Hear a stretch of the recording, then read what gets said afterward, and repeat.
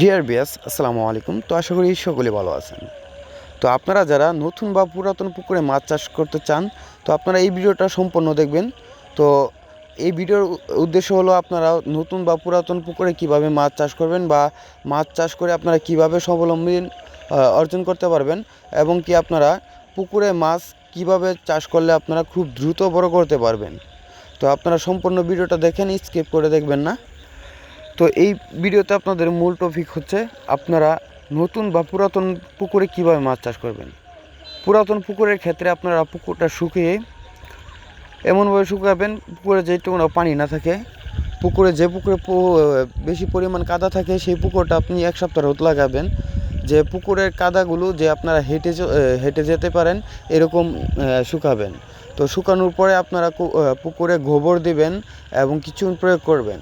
তো পুকুরে আপনারা 1 থেকে 1.5 ফিট পানি প্রবেশ করে আপনারা টিএসপি সার, ইউরিয়া সার প্রতি শতকে 150 গ্রাম হারে প্রয়োগ করবেন। তো যখন দেখবেন আপনার পুকুরে পানিটা সবুজে আকার হবে, তো আপনারা 3 ফিট থেকে 4 ফিট পানি রাখার চেষ্টা করবেন, কারণ এই পানিটা থাকলে মাছের জন্য ভালো হয়। তো আপনারা পানি প্রবেশ করানোর পরে আপনারা আপনাদের মজুদকৃত পোনা আপনারা পুকুরে দিবেন। তো পুকুরে যদি আপনারা প্রাকৃতিক খাদ্য উৎপাদন করতে পারেন তাহলে আপনার মাছের জন্য ভালো, কারণ এখন বর্তমানে বাজারে রেডি ফিটের যে দাম, সেই দামে কিন্তু মাছ চাষ করা তেমন একটা মুনাফা আয় করা যায় না। তো আপনারা যদি পুকুরে প্রাকৃতিক খাদ্য উৎপাদন করতে পারেন তাহলে আপনারা মাছ চাষে অবশ্যই লাভবান হতে পারবেন, কারণ প্রাকৃতিক খাদ্য যদি মাছটা খায় তাহলে মাছটা দেখা যায় বাজারে রেডি ফিট খাদ্য থেকেও মাছটা দ্রুত বড় হয়, এবং কি এই মাছটা আপনারা অল্প সময়ে বাজারজাত করতে পারবেন।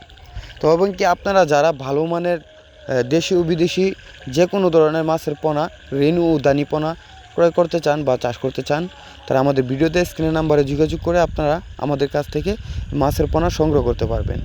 এবং কি চাইলে আপনারা আমাদের প্রতিষ্ঠান থেকে এসে মাছের মান যাচাই করে আপনারা দেখে শুনে নিয়ে যেতে পারবেন।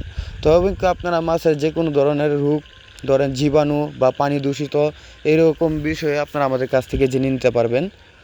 তো দেখা হবে নতুন একটি ভিডিওতে, ততক্ষণ সবাই ভালো থাকবেন। আল্লাহ হাফেজ।